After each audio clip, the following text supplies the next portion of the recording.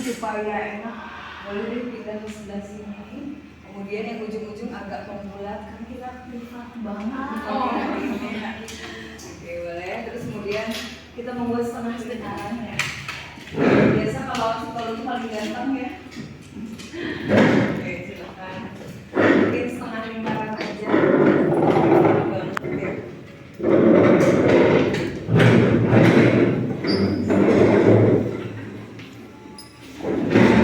Ini apa? HR generalis. Ada tugas sebagai pewawancara? Belum. Oke, searching CV ya. Oke, sip. Finance. Akan berencana ke HR kan? Oke. Aku GA. Oh, deket-deket ya GA, HR, Finance. Ini serumpun ya. Tim kreatif. Rada jauh tapi nggak apa-apa ya. Admin produksi, oke, lumayan jauh juga. Tapi nanti kita akan lihat kenapa setiap orang sebenarnya butuh yang namanya belajar menginterview ya. di staff di special needs center. Special Needs Center, oke. Yaps, teman-teman, yuk kita langsung ya. Ini sebenarnya mata kuliah psikologi SDM dan salah satu yang diajarkan di psikologi SDM adalah tentang STAR interview. Jadi tentang wawancara, gitu ya. Nah, sekali lagi wawancara ini boleh di full screen. Teman-teman mungkin berpikir ya, buat apa sih wawancara kalau di special needs gitu ya? Buat apa kira-kira belajar wawancara? Untuk mungkin sama parents. Oke, sama orang tua kita akan bisa benar-benar menggali dengan lebih tepat, gitu ya. Kalau terkait dengan produksi, apa hubungannya? Ini semua berhubungan dengan posisi kita dimanapun sekalipun kita kreatif. Karena apa? Yang kita mau pelajari di 2 jam ke depan ini teknik bagaimana kita bisa mengukur kemampuan kerja seseorang dalam waktu singkat. Jadi teman-teman ngobrol-ngobrol singkat banget setengah jam, teman-teman bisa tahu kompetensinya berapa ya? Hanya dengan ngobrol-ngobrol aja. Hanya dengan ngobrol-ngobrol aja. Terkait dengan fenomena rekrutmen sekarang itu kan rekrutmen itu udah banyak bimbelnya ya. Ya Pak ya. Teman-teman kalau mau tes psikotes pasti teman-teman ikut bimbelnya. Fakingnya teman-teman juga jadi banyak. Kenapa? Karena udah dilatih sekalipun tes wawancara, ya nggak? Jadi ada bimbel tes wawancara, kemudian kita dilatih, kemudian, nah kalau begitu, oke, kalau begitu, buat apa ya kita belajar wawancara yang kandidatnya aja atau orang lainnya aja udah tahu sebenarnya mereka tuh ya namanya juga mau rekrutmen ya akan apa namanya akan faking gitu ya. Kalau gitu kira-kira masih efektif nggak ya di start interview? Kenapa masih efektif sebagai seorang HR rekrutmen ya? Atau sebenarnya kita mendingan pulang aja terus gak usah belajarin ya karena nggak efektif gitu ya? Kenapa efektif? Menurutku wawancara interview itu efektif sih Bu untuk kita mengenal si kandidat gitu lebih dalam. Oke, mengenal si kandidat lebih dalam meskipun dia udah dilatih di bimbel gitu ya? Oke, menurutmu masih efektif nggak ya ini start interview? Masih ya, kenapa masih efektif? Karena kalau misalnya nanti dia masuk di finance kita jadi tahu Bu dia tuh bisa atau enggak di finance-nya nanti dia bisa aplikasinya itu apa aplikasi finance bisa atau enggak. Oke, bisa apa enggak? Yes teman-teman, ini sebenarnya masih aplikatif banget dan justru start interview atau wawancara ini andalannya recruiter, terutama ketika di zaman AI saat ini, gitu ya. Ketika semua psikotes online, kemarin saya baru psikotes gitu ya, terus online, ya udah tinggal masukin aja ke ChatGPT, jawabannya udah ketemu. Saya bilang, wah ini kalau saya lolos ini gampang banget gitu ya. Saya kecil-kecilin aja nilainya, kenapa? Karena takut sempurna ya 100 terus jawabannya benar semua gitu ya. Ini kenyataan salah satu kelemahannya, tapi di satu sisi itu juga kelebihannya. Nah, yang nggak bisa dimanipulasi salah satunya adalah start interview. Jadi kalau kita punya kemampuan start interview, punya kemampuan interview, agak sulit buat kandidat memanipulasi dirinya. Karena ada beberapa teknik style interview yang itu nanti menghindari faking dari si kandidat. Ya. Nah, apalagi kalau misalnya konteksnya bukan konteks rekrutmen. Jadi kalau bukan konteks rekrutmen, kita ngobrol biasa aja, kita udah bisa nakan. Sebenarnya tim kita tuh kompetensinya berapa sih? Dari ngobrol doang. Kalau misalnya teman-teman naik dikit nih jadi leader, teman-teman akan jadi lebih mudah melihat sebenarnya kompetensinya berapa. Jadi teman-teman yang akan kita pelajari sekarang nggak hanya khusus buat yang mau jadi HR, tapi guru atau pendamping untuk special needs ini perlu, karena nanti ngobrol juga orang tua ini sebenarnya mampu nggak sih, gurunya atau partnernya bisa ngajar nggak sih itu dengan cara hanya melakukan wawancara. So teman-teman kira-kira tertarik nggak untuk belajar ini? Tertarik banget. Tertarik banget. Yuk, kalau kita belajar, tapi sebelum itu supaya lancar, karena pagi ini lumayan hektik, kita berdoa terlebih dahulu ya supaya benar 2 jam ini lancar. Bismillahirrahmanirrahim, berdoa dimulai.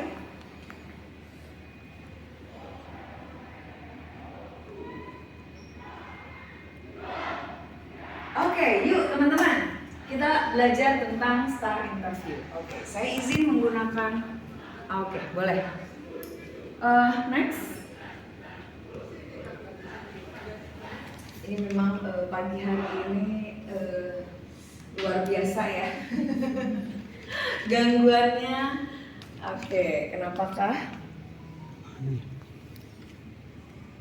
Oke, keluarin aja dulu deh.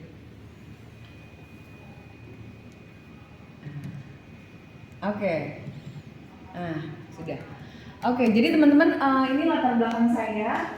Udah ada yang pernah belajar sama saya ya di tes intelijensi. Ada lagi? Oh, pernah juga di Bapak kalau nggak salah. Oh. Yang apa ya? Filsafat. Nah, karena itu teman-teman, jadi teman-teman saya mau sharing terutama terkait dengan behavioral input interview dan atau star interview ini karena saya punya pengalamannya di sini. Jadi saya 13 tahun di bidang assessment, tapi kali ini lebih banyak mengassess levelnya itu level manager sampai level manager eksekutif ya, atau level BOD. Nah, pengalaman saya di dalam assessment yang paling sulit dimanipulasi adalah BEI.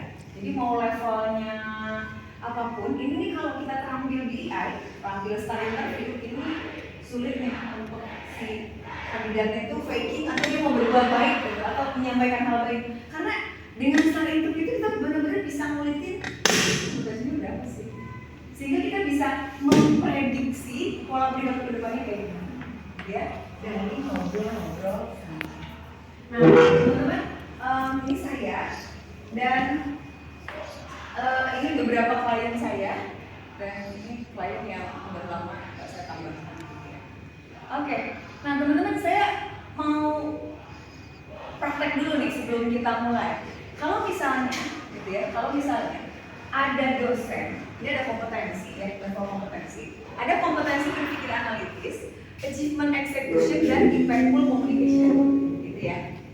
Terus di kompetensi berpikir analitis itu ada level 1, level 1 level paling bawah. Level 1-nya adalah mampu menggunakan informasi yang dimiliki. Ini level 1 ya.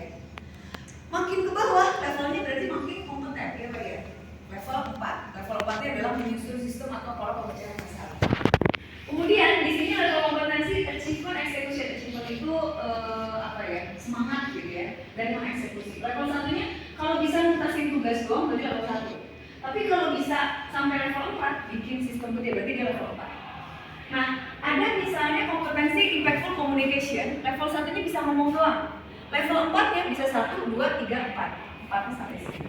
Nah, posisi dosen itu adalah minimal dia 3. Oke ya, level 3. Achievement execution-nya 2, membuat perbaikan. Impactful communication-nya 3, jadi membangun dukungan.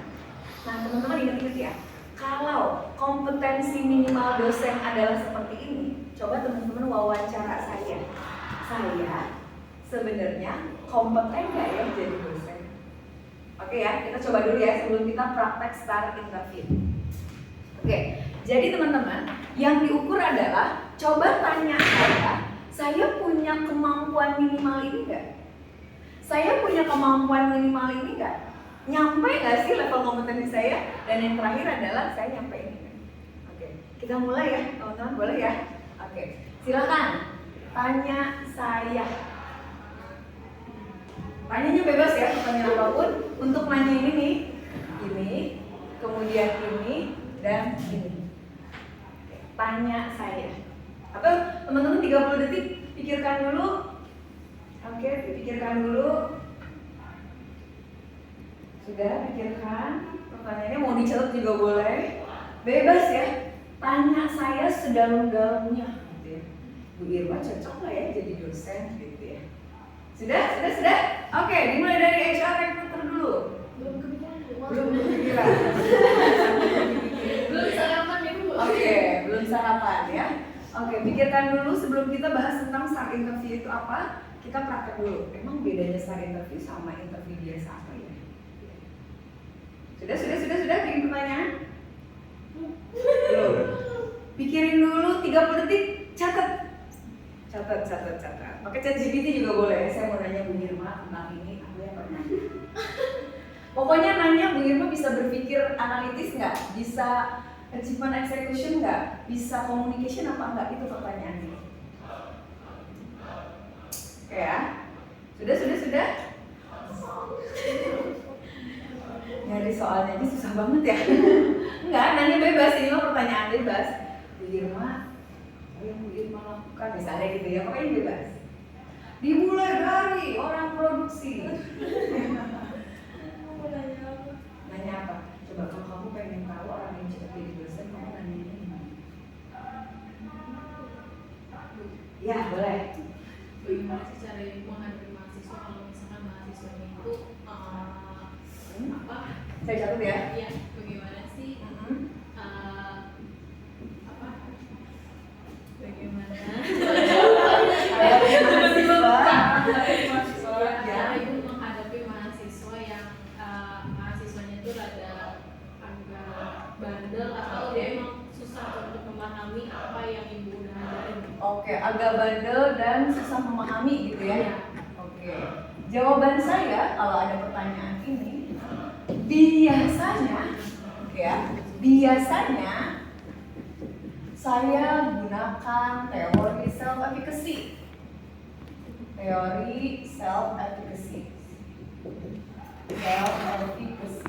Kalau teman-teman pernah dengar ya, dari self efficacy itu adalah ngajarinnya dari yang pelan-pelan, dari yang paling gampang dulu. Menurut teori self efficacy, dalam belajar itu prinsipnya adalah belajar itu dimulai dari hal yang paling mudah. Maka bertanyalah dari hal yang emang dekat sama keseharian mahasiswa. So kalau mahasiswa nggak paham, pasti dosennya ngajarin dari hal yang sulit. Kalau mahasiswanya bandel, karena mahasiswa itu nggak tahu urgensi dari mata kuliah itu. Jadi saya pakai teori self efficacy. Ya. Pertanyaan kedua. Ibu berkaitan dengan kerjaan itu Nggak apa-apa. Jadi kan kalau saya nih kerja kan di produksi ya, kerjanya itu baru orang tua semua ya. Iya. Secara kerjaan sih saya aman-aman aja, cuma Oke. lingkungannya tuh kayak kurang nyaman. Nah, Oke. kalau dari ibu solusi buat saya ini gimana? Apa Oh. saya keluar dari zona nyaman aja, nyari kerjaan baru atau Oke, stay aja? solusi untuk mahasiswa gitu ya, yang tidak nyaman kerja. Karena lingkungan. Oke, yang tidak nyaman karena lingkungan. Oke. Karena lingkungan. Oke. Saya menggunakan teori intrinsic motivation.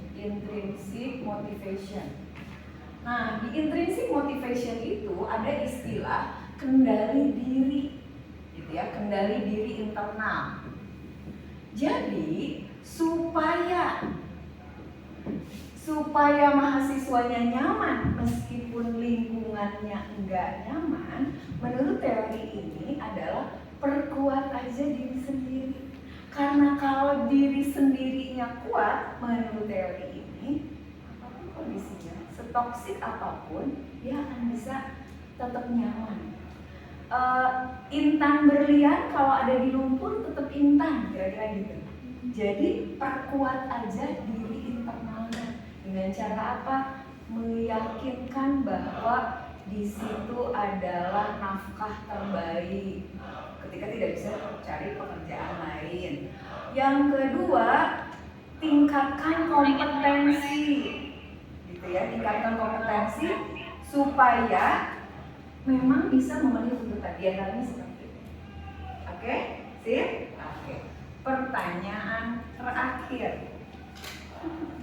Mau tanya? Boleh. Boleh. Pertanyaannya. Gimana cara ibu? Kalau misalnya nih, kita kan ada jadwal kelas ini kan online, offline. Kan tiba-tiba si mahasiswanya itu nggak bisa hadir gitu ya. Oke. Sedangkan mahasiswa itu dituntut untuk dapat nilai yang bagus gitu. Oke, kelas offline, online, tapi mahasiswanya juga tidak Nggak hadir. bisa, iya. Iya. Nggak bisa kerja, terus kan ada tuntutan juga dari univ gitu. Oke. Memang cukup kompleks untuk bisa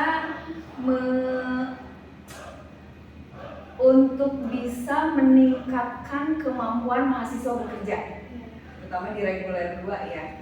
Kenapa? Karena variabelnya jauh lebih kompleks dibandingkan mahasiswa biasa, gitu ya. Maka salah satu cara mengantisipasi online offline yang bisa dilakukan idealnya adalah selalu ada rekaman itu satu. Yang kedua, idealnya adalah terutama untuk reguler 2 untuk mahasiswa karyawan bersifat praktikum yang bisa dilakukan kapanpun. Oke ya, sehingga bisa mengatasi kendala ini. Oke, sampai sini. Dengan pertanyaan kita cukupkan dulu ya, karena ini bukan sesi gali saya lebih banyak, kita lagi praktek wawancara ya. Kalau menurut teman-teman, ini saya di level berapa ya? Jujur li aja, nggak apa-apa, nggak ada hubungannya sama nilai. Yang ngasih nilai bukan saya. Yang mana? Kira-kira level 1, level 2, level 3, level achievement-nya. Kira-kira saya yang mana? Pikirkan dulu. Level semua nggak? Iya, tinggi semua. Hanya level 4. Oke, level berapa kira-kira? 4? 4 bu. 4? 3? Kenapa alasannya 3? yang gue ujian. Kenapa kira-kira? Cari aman. Biar nilai bagus nilai. Kalau ujian 4, bisa 10 gitu ya. Kenapa 3? Apa ya? Oke. Nomor 3, kenapa 3? Kalau menurut saya ya, agak harusnya ibu nih menyentuh tapi belum terlalu menggerakkan. Menyentuh tapi belum tentu menggerakkan. Ini sebelah mananya ya? Oh, tadi belum menggerakkan maksudnya. Oh itu ya, oke. 4. Oke, kenapa 4 saya penasaran? Contohnya kayak bikin analitis. Analitis. 4 itu berarti udah nyampe di menyusun sistem pola ya? Oke. 4 itu berarti udah menyusun sistem kerja gitu. Dan 4 itu sudah menggunakan strategi mempengaruhi yang kompleks, begitu kan? Dengan contoh yang nomor Dengan 3, nomor 3, nomor 2. Oke, teman-teman. Siap. Oke, next. Teman-teman, ini adalah contoh pertanyaan yang diberikan oleh sebagian besar pewawancara tidak terlatih. Ya, saya mau bilang 13 tahun, ya 15 tahun lah ya. Sebagai asesor, saya akan bilang ini adalah pertanyaan yang diberikan oleh pewawancara tidak terlatih. Karena bentuk pertanyaannya seperti ini, ada ayo nanti di sini. Jadi ini dicopot.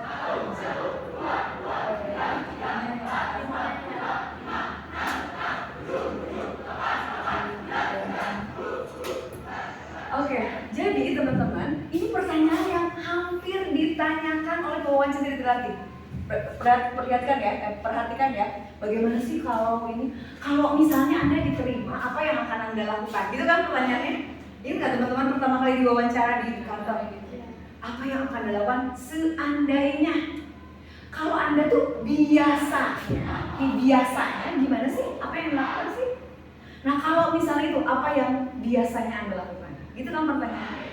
Padahal pertanyaan seperti ini adalah pertanyaan yang mengundang jawabannya jawaban normatif. Perhatikan, ini adalah pertanyaan yang pertanyaannya mengundang jawaban normatif. Perhatikan, bagaimana ya Bu biasanya menghadapi mahasiswa yang bandel? Bagaimana ya Bu? Itu pertanyaannya, pewawancara akan nanya ini tuh. Seharusnya pertanyaannya adalah pertanyaan yang mengundang atau mempertanyakan apa atau ceritakan satu pengalaman konkret yang pernah dilakukan. Satu pengalaman konkret, bukan bagaimana biasanya. Saya akan jawab, biasanya saya gunakan, biasanya ini gak menjawab apa-apa. Apalagi kalau si kandidatnya jawabnya pakai teori.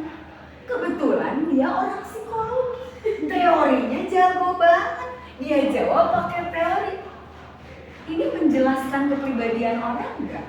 Kalau dia jawab teori secara teoritis ya, kita tuh kalau mengembangkan anak harus sesuai dengan teori Erikson ya. Teori Erikson ya. Dan ketika kita ingin memiliki pasangan, seharusnya kita tuh ingat ya love marriage dan lain-lain. Secara teori menjelaskan perilaku juga. Kalau ada jawabnya biasanya, apalagi pakai teori, kita sedang tidak mengukur apa. Kita lagi mengukur informasi yang dia miliki, tapi tidak menunjukkan perilakunya dia. Iya Pak ya?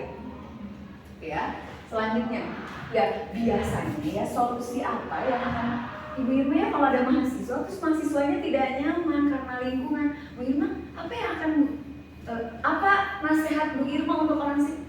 Terus yang ditanya adalah nasihatnya lagi. Kan kalau nasihat itu tidak menunjukkan saya akan bilang ya menurut Quran.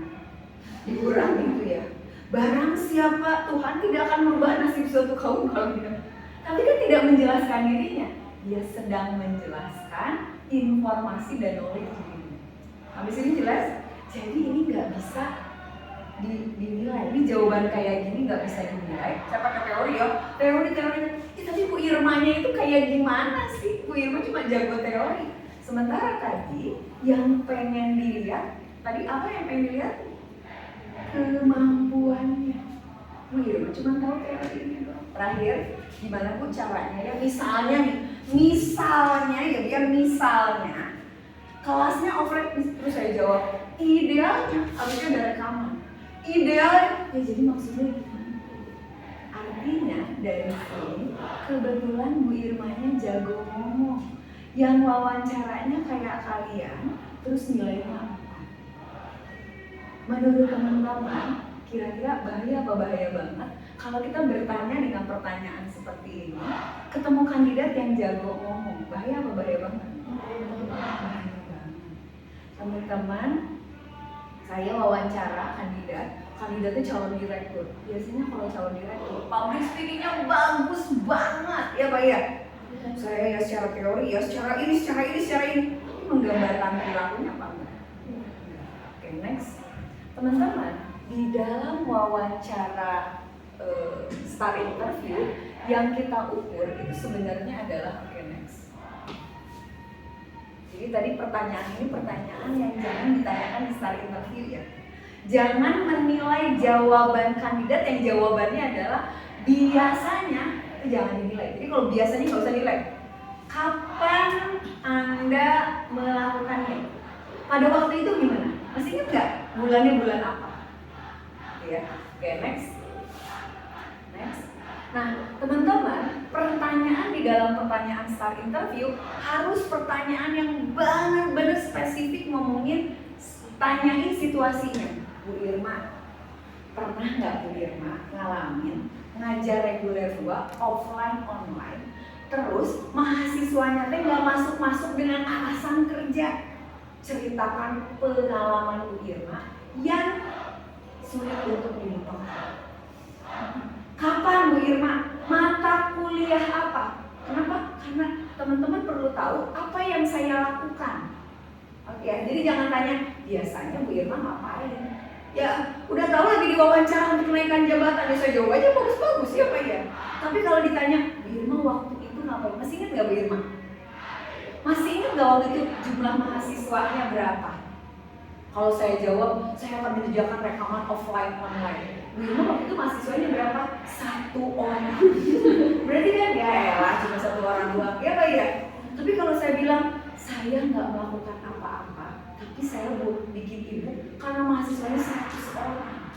100 orangnya ternyata mereka punya karya meskipun itu online dan meskipun mahasiswanya itu bekerja. Kelihatan nggak bedanya? Oke ya, konkret. Nah, di start interview yang kita tanya atau pertanyaannya harus nanya sesuatu hal yang ini tuh kejadian nyata. Maka di dalam start interview harus selalu ditanya kapan. Waktu itu posisinya apa? Oke ya. Emang pimpinannya kayak gimana? Tanya ya. Yang kedua, apa yang dilakukan? Nah, ini di dalam start interview mau kita interpretasi apa yang dilakukannya konkretnya pada saat ngalamin gini tuh apa yang dilakukannya. Kalau dia jawab menurut teori self-efficacy itu jangan. Jadi waktu itu ibu kan tadi mahasiswanya tuh online ya. Terus ibu tuh ngapain? Itu kita harus cecer sampai dia nunjukin yang saya lakukan menurut teori self-efficacy, tapi saya nggak ngapain sih, soalnya juga males ya. Oke, jelas ya? Hasilnya seperti apa? So, teman-teman, start interview itu, oke, next. Sebenarnya adalah proses untuk merangsang atau menstimulus kandidat untuk ngeluarin tadi ya, startnya itu. Nah, start interview ini teman-teman, ini salah satu solusi sih menurut saya untuk atau ketika proses interview sekarang itu tuh, nih ada orang HR ya, 85% HR mengakui asesmennya buruk. Ini 85%, kayaknya nggak puas gitu, kayak salah deh. Kayaknya bahkan sepertiga keputusan aja salah. Bayangin ya, teman-teman ngerekrut kepala daerah, terus salah ngasih interpretasi, salah ngasih scoring. Yang rugi kepala daerah apa satu provinsi? Parah ya. Ngerekrut BOD terus salah, yang salah siapa? Rekrutmennya, dan yang rugi satu perusahaan. Mengerikan ya jadi rekruter itu ya kalau salah. 1/5 bahkan banyak yang nggak tahu sih ya, saya mah prosesnya rekrutmen doang, saya cuma ngajar rekruter ya CV doang. Jadi ini implikasinya terhadap profitability perusahaannya. 14% HR profesional, cuma 14% dia yang bilang gua percaya diri. Selebihnya berarti 86% itu sebenarnya nggak percaya diri. Termasuk 37% itu organisasi itu nggak punya. Gapnya tuh kayak gimana? Kenapa? Karena memang proses rekrutmennya, proses seleksinya itu banyak yang nggak tepat, nggak valid. Oke, next. Nah ini ya dampak assessment ini ya. Bahkan ini kerugian karena proses seleksi bisa lebih dari 2 kali lipat ya. Kalau kita salah pilih rekruter, perusahaan. Ada satu maskapai penerbangan, saya nggak mau bilang ya. Itu waktu saya ngobrol-ngobrol rekruternya salah. Maka pada waktu itu kecelakaan pesawat banyak banget. Saya jadi gini, ini kenapa kecelakaan pesawat banyak karena rekruter? Mengerikan gak sih? Mengerikan banget ya. Jadi saya tuh penasaran pas ketemu sama rekruternya dari perusahaan penerbangan ini. Terus saya ngobrol, wow, saya bilang ini kalau rekrutmennya kayak gini ngeri banget. Bukan cuma pilotnya aja yang kecelakaan ya, tapi penumpang sampai berapa ratus orang. Ini ngeri banget sih. Sebegitunya kalau proses assessment itu keliru ya. Oke, next. Nah, jadi sebenarnya, next dulu. Saya mau nunjukin ke, wawancara itu predictive analisisnya 0,61. Jadi teman-teman kalau bisa melakukan wawancara, itu tuh terus kemudian teman-teman bilang, ini kayaknya cocok deh. Ini setengah itu kemungkinan benar gitu, kemungkinan akan seperti itu. Tapi coba teman-teman lihat kalau personality test ini cuma 0,38. Jadi teman-teman dalam dunia assessment, psikotes itu kontribusinya cuma 0,38. Sekecil itu ya, karena dia kan mengukur potensi, nggak mengukur kompetensi. Tapi kalau ini wawancara 0,61, assessment center 0,65. Oke, next. Nah ini teman-teman di dalam STAR interview, oke next, yang kita ukur, ini teman-teman ya, yang tadi kan ini, kita tuh pengen ngejar di kejadian satu, misalnya kejadian satu ya, contoh ya, misalnya kejadian satu, Bu Irma tadi ya, Bu Irma ada mahasiswa reguler, mahasiswa karyawan, terus pada sibuk kerja, malamnya juga kerja, pas lagi kuliah,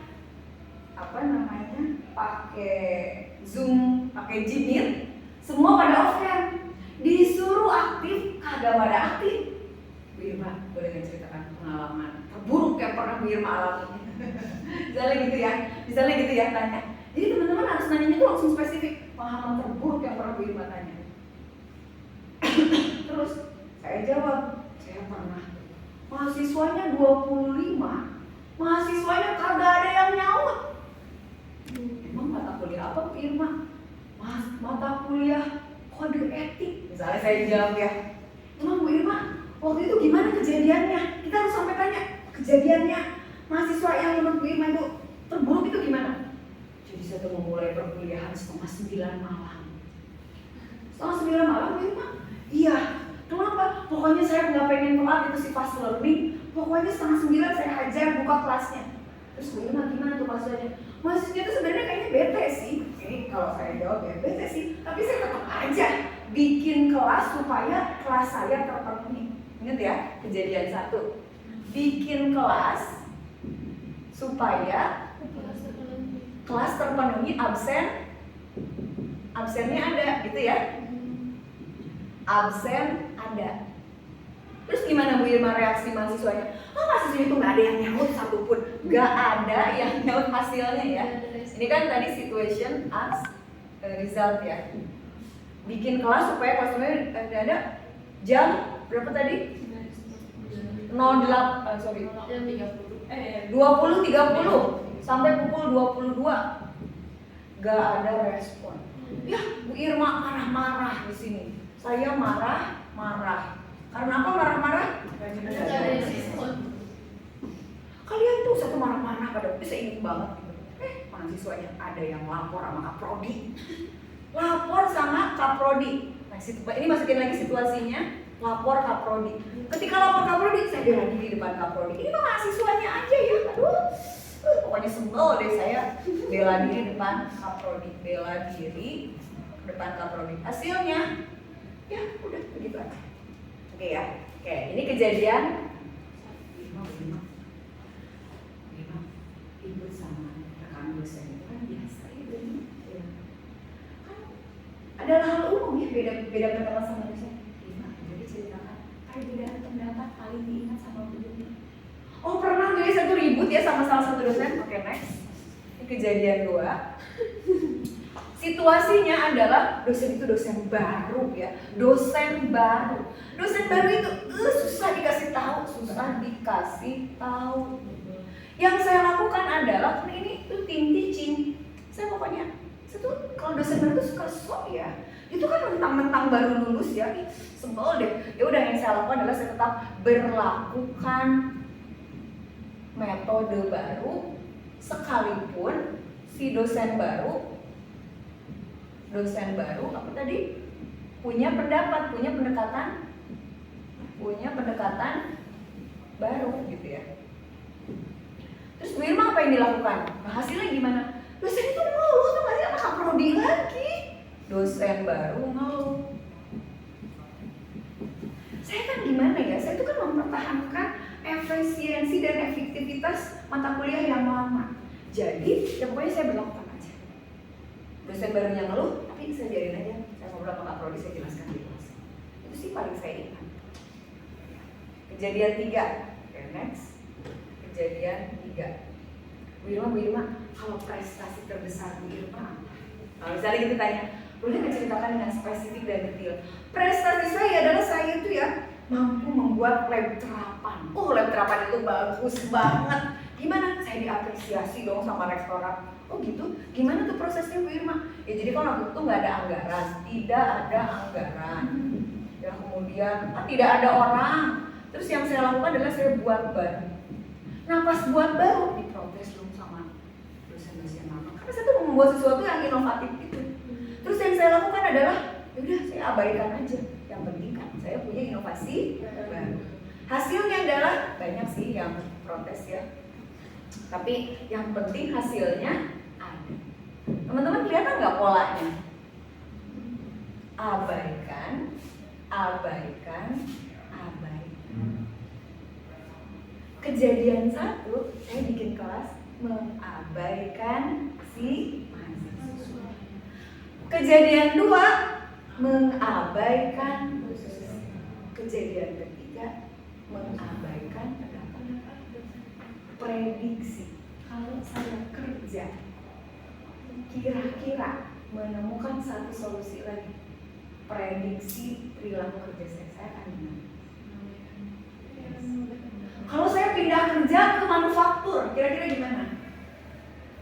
Mengabaikan yang lain untuk sesuatu yang saya itu yang dimaksud dengan star interview. Star interview itu menilai pola perilaku di masa lalu. Bukan menilai kejadiannya, bukan. Tapi dari kejadian 1 perilakunya gimana? Kejadian 2 perilakunya gimana? Kejadian 3 perilakunya gimana? Polanya gimana ya Bu Irma? Oke, sampai sini jelas? Enggak mundur-mundur, jelas apa enggak? Apa jelasnya? Dari pengalaman kandidat bisa dilihat pola Apa yang menurut kamu? Kalau melihat dari pola interview berdasarkan metode STAR ini kan melihat kalau itu kita ada pertanyaan situasi terus reaksinya kemudian dampak dari aksinya dengan aksinya ini kita nilai dia seperti apa di masa lalu dan perkirakan apa yang akan dilakukan ke depan. Karena itu teman-teman di STAR interview nggak nanya IPK-nya berapa, prestasi Anda gimana. Di STAR interview Anda tulis Anda mendapatkan penghargaan. Boleh ceritakan proses mendapatkan penghargaan itu? Gitu ya. Makanya kalau ada mahasiswa berprestasi, menurut saya harusnya ditanya STAR interview. Mahasiswa berprestasi yang IPK-nya 4, menang lomba, konferensi ilmiah kemana-mana. Saya suka tanya sih, boleh nggak ceritain prosesnya? Iya, soalnya dosen pembimbing saya itu bagus banget. Saya itu kan payung penelitian. Dosen saya itu ngajak saya meneliti konferensi ilmiah. Oke, yang bagus ya. Oke, boleh ceritakan IPK 4 gimana? Kebetulan ibu saya itu dosen psikologi. Jadi saya tuh udah dapat ilmu banyak. Di STAR interview yang kita tanya pola perilaku. Ada mahasiswa, ini banyak reguler gue ya kalau saya tanya, gimana proses belajar kamu? Ya kan saya kan bangun jam 3 pagi. Terus habis itu saya tuh kan naik KRL ya jam 4 Bu. Terus gimana dia? Jam 4 ya udah saya belajar aja. Emang rumah kamu di mana? Bogor. Kerja di mana? Jakarta Utara. Buset. Luar biasa, ada yang ngalamin, ada yang ngalamin. Oke ya, jadi saya tuh di jalan saya belajar aja gitu sambil tidur gitu ya. Habis itu pulang kerja malam Bu, jam 6 sampai jam 7 terus gimana? Ya saya sambil dengerin fast learning sambil gitu, dosen tuh nggak tahu ngomong apa, terus saya kemana coba belajar aja Bu. IPK kamu berapa? 3. Bisa jadi 3 dan 4. Kalau melihat proses jangan-jangan lebih kompeten yang ini. Karena dengan keterbatasan, dengan udah keterbatasan, kuliahnya juga bayar sendiri nyicil, terus apa lagi? Tuntutan kerja juga banyak, di rumah juga jadi sandwich generation. Sedih banget ya Allah, itu gue banget gitu ya. Jangan-jangan seperti jangan mahasiswa berprestasi itu yang kayak gitu. Kalau dari sisi kompetensi, maka wajar nggak sih kalau sekarang recruiter ketemu fresh graduate males ya iya lagi IPK-nya bagus pas ditanya Coba ceritakan IPK 4 gimana? Ya karena satu diajak dosen ya untuk ikut lomba ini, diajak dosen, dan diajak dosen. Dan inisiatifnya yang mana gitu ya? Oke, sampai sini jelas ya? Ini STAR interview. Maka di STAR interview jangan coba-coba sekedar nanya pencapaian. Nah, ini di sini ada yang udah menikah.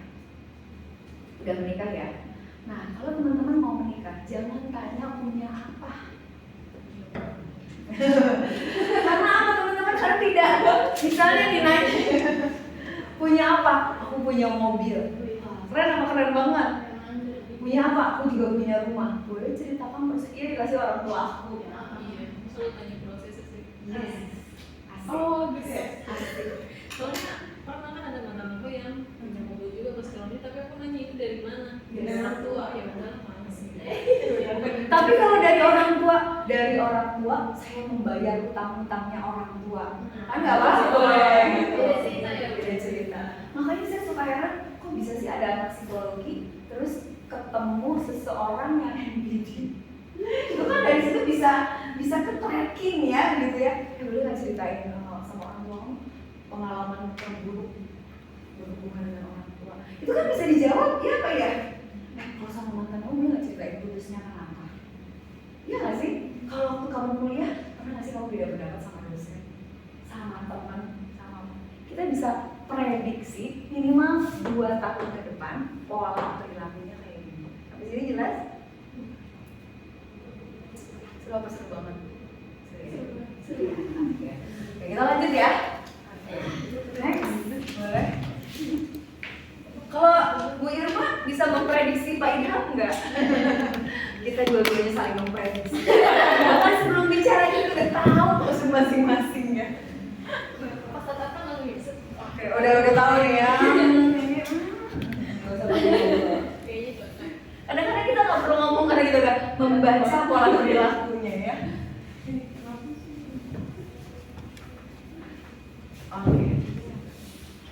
Oke, next boleh slide-nya.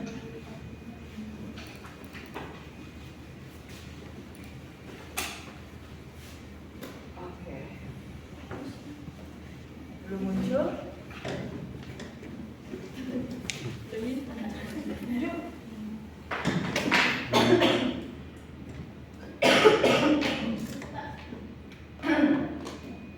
Apa yang freeze ya? Kita aja. Kita diminta Yang punya acara ini. Namanya Karisa, psikolog. Jadi kalau ada curhat-curhat, kan takut ketahuan udah pasti lah itu mah. Oke. Kan ini dirahasiakan. Oh iya dirahasiakan. Oh iya betul. Sip. Oke. Bisa.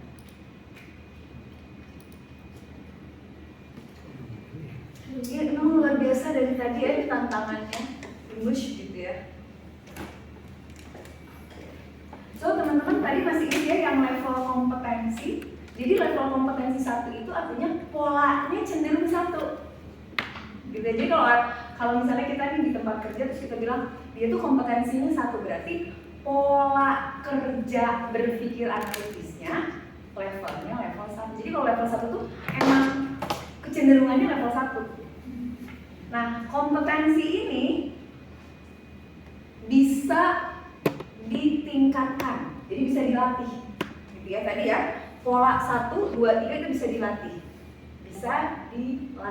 gitu ya.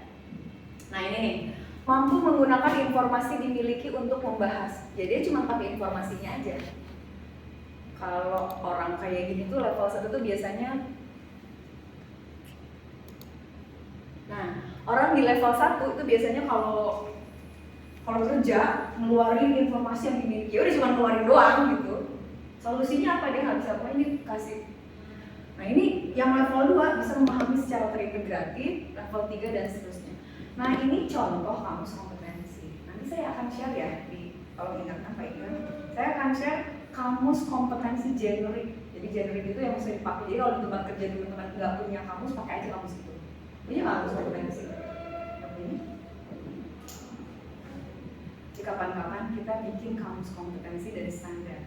Karena kalau nggak punya, lah terus kalian ngerekrut pakai standarnya siapa?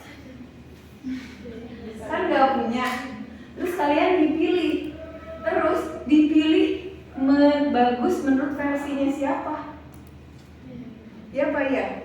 Kayaknya sih dia bagus. Ya bagus versinya siapa? Yang standarnya berapa? Dan teman-teman, banyak banget organisasi yang nggak punya kamus, apalagi kalau lembaga pendidikan. Ya pokoknya mah bagus aja. Dia tuh mencari orang ya, dia tuh berpikir analitisnya bagus, komunikasinya bagus, dia tuh pintar, sifatnya juga baik. Kemudian dia itu bisa bisnis acumennya juga bagus, dia itu membangun relasinya juga bagus. Ini yang dicari dewa apa karyawan? Ya Pak ya, itu parah ya kalau nggak punya kamus kompetensi. Oke, next. Nanti biasanya kalau nggak punya kamus kompetensi, penilaian kinerja jadi subjektif. Ya Pak ya, iya.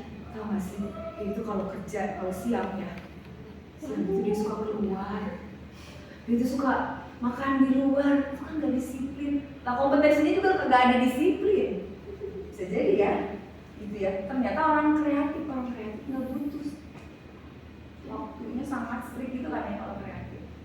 Nah kamus kompetensi itu beda-beda ya. Oke, next aja. Oke, ini start interview. Nah, kita punya waktu 1 jam lagi boleh ya? Oke ya.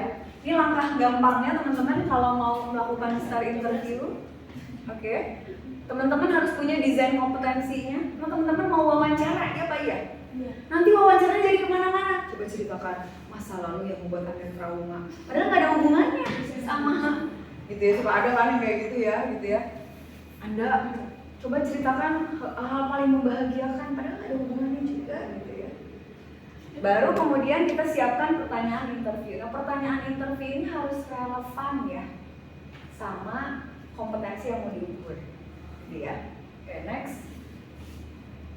Oke, melakukan interview. Terakhir adalah yang membuat analisa. Nanti saya akan jelaskan bagaimana cara kita menganalisa dengan cepat, seperti para psikologis yang tanpa dia sadar dia melakukan atau membuat keputusan. Oke, next. Nah, oke, next. Sebelumnya dulu menyusun pola desain. Nah ini ya, teman-teman kalau wawancara teman-teman harus punya dulu ya. Harus punya dulu yang kita kan mau menilai seseorang. Seseorang itu mau kita nilai pakai standarnya siapa, gitu ya. Alias pakai kamusnya siapa, karena nanti di perusahaan manufaktur beda sama perusahaan jasa pendidikan, sama beda sama kreatif.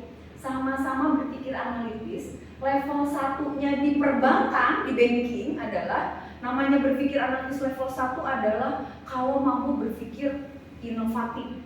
Misalnya ya kalau di banking. Tapi kalau di kreatif justru malah level 1-nya adalah kalau punya inisiatif, ide baru, udah cuma inisiatif doang. Nah levelnya aja bisa beda ya. Jadi teman-teman kudu punya kamusnya. Nah yang kedua teman-teman harus punya polanya. Pola itu harus punya modelnya. Misalnya teman-teman mau nyari baju ke pesta, coba pikirin baju ke pesta.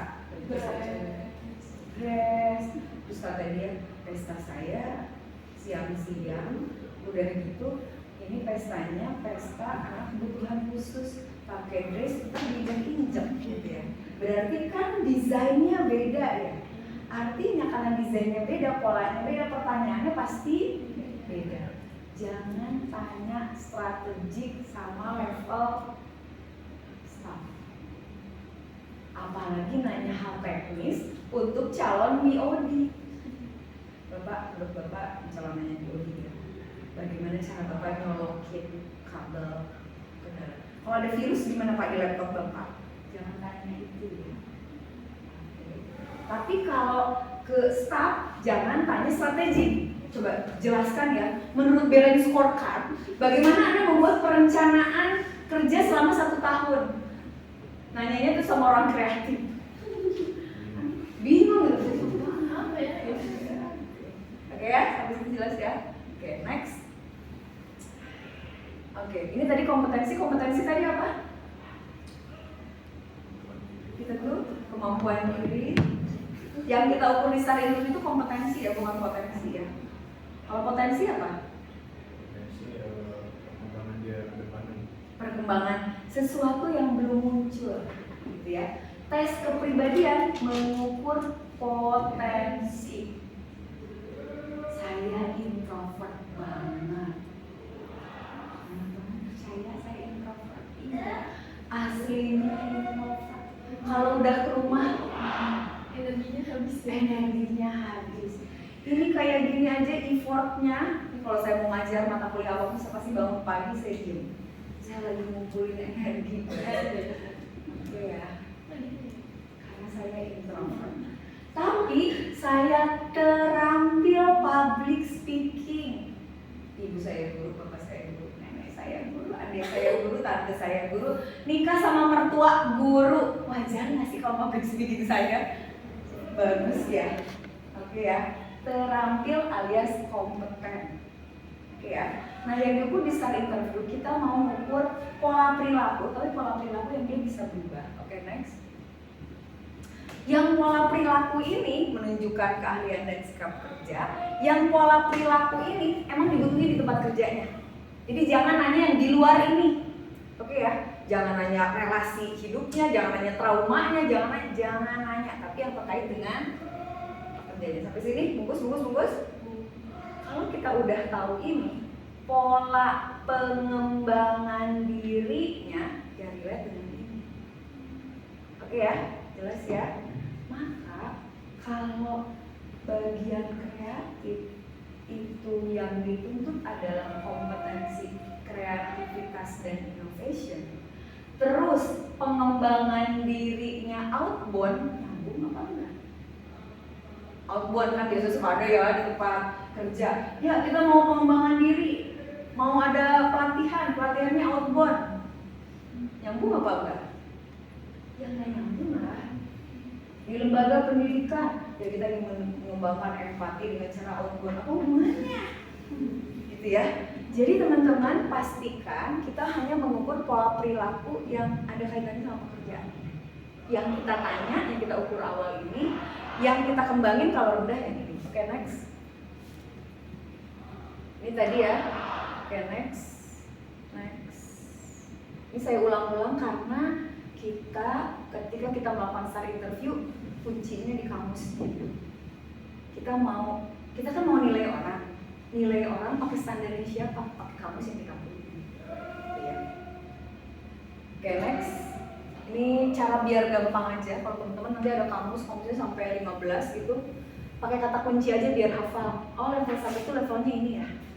Oh, level 2 itu lewatnya yang ingatkan orang lain ya. Oh, level 3 itu ini ya. Nah, teman-teman harus hafal. Minimal kalau jadi pewawancara teman-teman harus hafal ya. Pakai kata kunci aja. Oke, sip. Biasanya level atas tuh udah level sistemik. Makanya kenapa Nadiem Makarim dia udah nyampe level 5. Kata Nadiem, aku mau bikin bisnis namanya Gojek. Gojek itu sistemik ya, belum ada kan dulu Gojek. Ini level 5. Karena Nadiem berpikirnya sistemik, kalau dia jadi menteri gimana dia? Sistemik itu dia ubah perkuliahan jadi perkuliahan kampus merdeka. Kuliah kan jadi cuma 4 semester ya. Karena apa? Dia berpikirnya sistemik, inovatif, radikal. Pulang dari jadi menteri, dia bikin startup, misalnya startup bank gitu ya, Bank Jago. Bank Jago gimana karakteristiknya? Radikal, inovatif. Bank Jago kan bank digital awal yang menggemparkan ya. Udah tahu Bank Jago? Yang GoPay, Bank Jago itu hampir sebenarnya hasilnya sama tuh. Sistemik, inovatif, radikal. Berarti dia kalau cari istri gimana? Cari yang sistemik, inovatif, radikal ya. Oke, next. Nah ini bikin pertanyaan. Pertanyaan itu kayak pancingan ya guys. Kalau kita udah tahu apa yang dicari, baru kita cari umpannya. Ya, jadi nanya itu ada aturannya juga ya. Gitu ya. Cari pertanyaan yang relevan. Kira-kira gitu deh. Oke, next. Ini nanti kalau kita lebih dalam lagi ya. Nah, kalau teman-teman masih sebagai pemula, Bima, pertanyaan apa ya ini yang generik bisa ditanyakan. Oke, next. Ini pertanyaan yang teman-teman bisa berikan sekalipun ke calon pasangan. Ke calon pasangan bisa loh nanya ini. Tugas khusus yang pernah di 2 tahun terakhir? Nanya ya. Enggak ya. Yang tanya yang pengalaman membuat keputusan tersulit. Tanya juga yang ketiga, yang melakukan tindakan yang paling berani dalam hidup. Pas kita nilai, ya Allah semuanya satu. Boleh ya diputusin. Tapi jangan kamu di rumah ya. Oke ya, next. Enggak bercanda ya. Oke, next. Ini pertanyaannya. Dan teman-teman, mau nggak mau, kalau teman-teman ditanya pewawancara, karena next teman-teman ganti perusahaan, pasti pertanyaannya kalau wawancara yang terlatih nanya nggak akan jauh dari ini. Mau LPDP tahu ya, beasiswa, teman-teman nanti pindah ke Astra, pokoknya perusahaan-perusahaan yang interviewernya bagus, pasti pertanyaannya nggak jauh dari 10 ini. Jadi hafalin aja ya. Oke, nah pertanyaannya ini nggak bisa dihafal. Karena pengalaman kita itu susah dimanipulasi. Kita akan susah memanipulasi pengalaman kita kalau ketemu interviewer ya. Boleh nggak teman-teman, atau ada nggak yang mau relawan ya ditanya oleh saya, diajak ngobrol? Mau nggak? Salah satu dari kalian ada yang mau gitu? Begini, teman-teman, tarik nafas. Ada nggak yang mau diajak ngobrol sama saya gitu? Ada yang bersedia saya ajak ngobrol nggak? Tenang, saya nggak akan langsung menilai. Dan nggak ada hubungannya sama nilai psikologi. Cuman ngobrol doang. Oke, ada yang bersedia, Langsung nanya aja boleh. Saya izin untuk nanya ya. Tapi nanyanya di depan boleh ya? Ini Daji, yang paling rajin. Tadi datang paling pagi maksudnya. Boleh? Ini bersedia? Oke, tidak kursinya dipindahin. Atau tidak pindah ke sini dulu.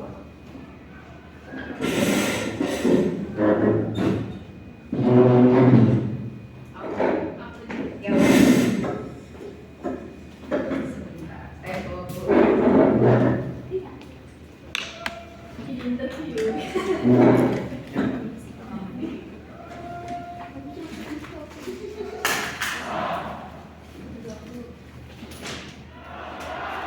Oke, tidak menghadap ke teman-teman boleh. Oke, teman-teman, kita akan praktek mewawancarai seseorang. Bisa jadi dari ngobrol-ngobrol kita ada beberapa hal yang bersifat rahasia. Saya akan upayakan untuk nggak nanya rahasia-rahasia. Tapi kalau sampai itu keceplosan tersampaikan, mohon untuk teman-teman merahasiakannya dan hanya cukup ada di sini. Boleh ya? Berkenan? Tidak berkenan untuk saya ajak ngobrol. Gimana perasaannya? Jadi deg-degan ya, padahal sebelum ke depan gimana perasaannya? Biasa aja ya, oke. Tapi karena kita mau praktek, jadi kemarin sebelumnya udah bersedia untuk ditanya-tanya ya, di dalam praktikum. Oke, Nida, nama kamu siapa? Nida Fauzan. Nida Fauzan. Rumahnya di Tanjung Kalideres. Kalideres. Rumahnya dari sana sini. Iya. Berapa jam? 45. Wah, naik apa? Naik motor. Naik motor.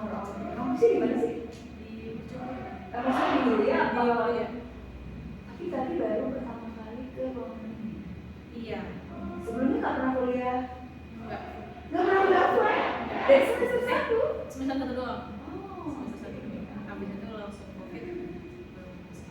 Sebenarnya tidak. Sebelumnya thank you ini udah bersedia ngobrol dan tadi kalau saya bilang Nida datang pagi-pagi. Iya. Itu dari jam berapa? Udah nyampe di jam 7. Acaranya jam berapa? Ya, boleh nggak ceritakan apa yang bikin kamu jadi datang jam 8? Jam 7 gitu, rasanya jam 8. Aku pikir takutnya terlalu macet kan. Atau salah Suruh berangkat ke Jakarta sekalian jadinya. Sekalian. Oke, aku yang ngajak. Lo cepet macetan itu Nida atau suami? Aku. Oke, takut macet dan datang jam 7 Iya. gitu ya. Padahal kan mata kuliah ini nggak wajib ya. Iya. Maksudnya nggak disuruh wajib hadir kan? tapi apa yang dari pikiran Ida? Ya penasaran aja sih sebenarnya sama interview anaknya juga rencananya kan aku mau resign dari kerjaan yang sekarang, pengen coba ngelamar jadi insinyur. Sebelumnya mau kerja apa? Kalau saat ini kerjanya sebagai admin, nah cuman sebelum ini masih perusahaan baru, aku juga baru kerja setahun di sini. Sebelumnya di GA Sebelumnya di GA, jadi yang lama 5 tahun. 5 tahun. Hampir 5 tahun. Perusahaan hasil. Kalau itu outsourcing. Itu outsourcing. Oke. Jadi 5 tahun di outsourcing. Kalau sekarang di toko obat. Sekarang di toko obat. Iya, jadi perusahaan yang apa? Dia produksi obat juga sih yang biasanya suka share ke rumah sakit. Gitu-gitu. Itu berapa orang karyawan? Kalau untuk bagian adminnya tuh dia ada 20 orang ya, sekitar 20 orang. Kalau untuk salesnya, marketingnya itu sekitar 200 atau berapa? Karena Berarti ya? iya kan di seluruh Indonesia. Jadi aku nge-handle marketing di seluruh Indonesia. 200 ya? Iya, 20 marketing. banyak sih. Karena kita menghandle semua rumah sakit sama apotek, klinik, pet shop, Mega Medical Pharmaceutical. Jadi kamu sampaikan kamu pegang marketing. Iya, aku pegang sales marketing mereka. Boleh nggak ceritakan salah satu pengalaman yang menurut kamu tuh paling berkesan lah gitu ya, berkesan positif atau bisa jadi berkesan kayaknya yang paling membahagiakan di sekitar ini berarti apa? Kalau berinteraksi sama marketingnya kan setiap orang macam-macam ya Bu ya.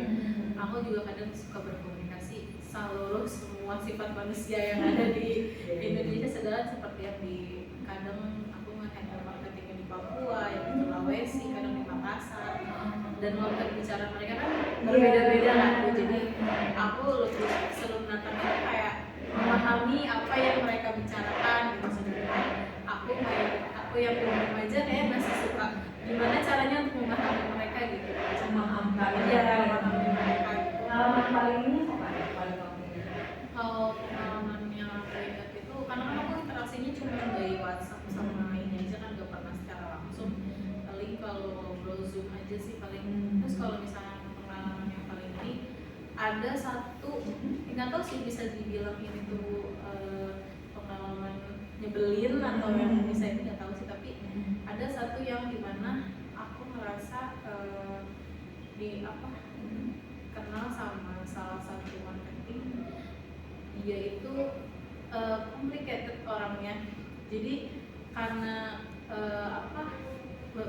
apalagi dia perempuan ya, maksudnya mungkin perempuan lebih banyak perasaannya, lebih gimana, jadi kadang aku susah untuk memahami dia gitu, dan dia juga kadang gak bisa memahami aku, akhirnya kita sering konflik gitu. Kejadian terakhir Dua minggu yang lalu.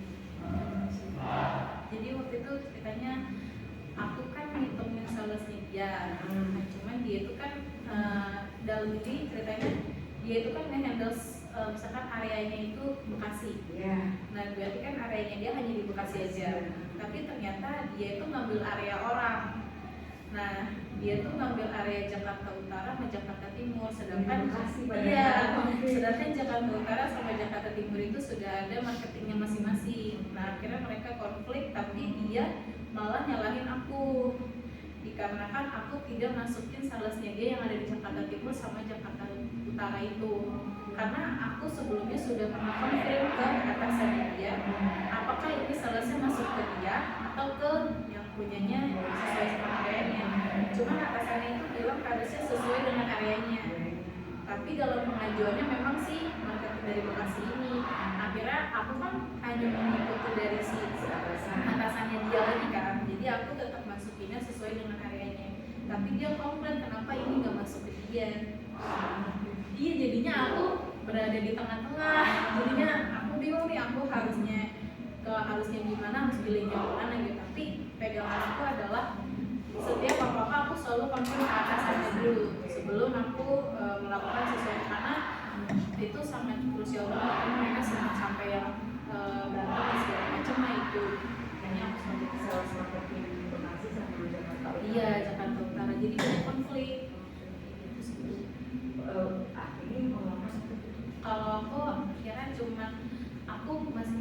frame awalnya gini, aku tuh saat mendapatkan pada saat pengikutan akun sales itu, aku selalu make sure ini dari mana, misalnya lokasi dari mana, aku make sure pastiin memang ini misalnya contoh rumah sakit ini atau klinik ini, aku pasti alamat itu ada di mana. Ini alamatnya ternyata ada di sekitaran Jakarta Utara, cuma dia tuh di tengah-tengah. Terus aku pastiin apakah rumah sakit ini ada cabangnya atau enggak gitu, memang pusatnya di sini. Dan pengambilannya itu dia adanya di mana, dan pengirimannya itu ada di mana. Aku selalu pastiin itu dulu.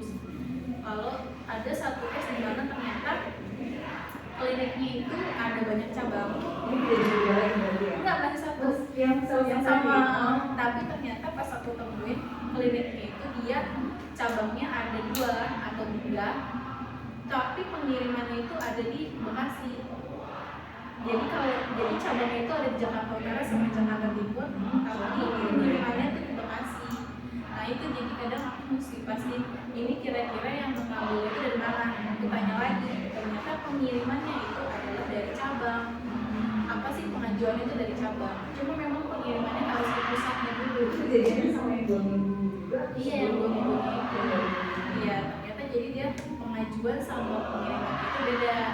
Pengajuannya itu dari cabang, tapi pusatnya itu di Bekasi itu. Iya. Jadi seharusnya yang aku tahu info dari atasan itu harusnya kita ngambilnya itu dari pengajuan itu dari mana. Itu memang dari tadi seperti itu. Iya. Jadi makanya kemarin itu aku lebih banyak cari tahu dulu nih ini dari mana sebelum aku next lagi ke atasan. Oh ini ternyata begini ternyata. Jadi atasannya dia tuh nanti udah tahu informasinya tuh dari aku udah jelas. Jadi tinggal atasan tuh tinggal gimana dia follow up ke marketingnya gitu. Karena supaya aku juga nggak bisa nunggu lama-lama karena aku juga dikejar-kejar deadline. Jadi aku mau nggak mau aku harus cari tahu dan segala macam baru nanti hasilnya aku kasih tahu ke atasan. Tadi kamu bilang dikejar-kejar deadline. Iya, gitu. Emang boleh ceritakan nggak pengalaman kerja kamu selama hari ini yang itu deadline-nya waktu itu gede banget gitu, bulan itu paling boleh ceritakan kapan atau bulan apa? Itu baru pada saat lebaran sih Bu. Pas banget lebaran itu kan lagi waktu itu kayaknya pas lagi awal-awal bulan kan.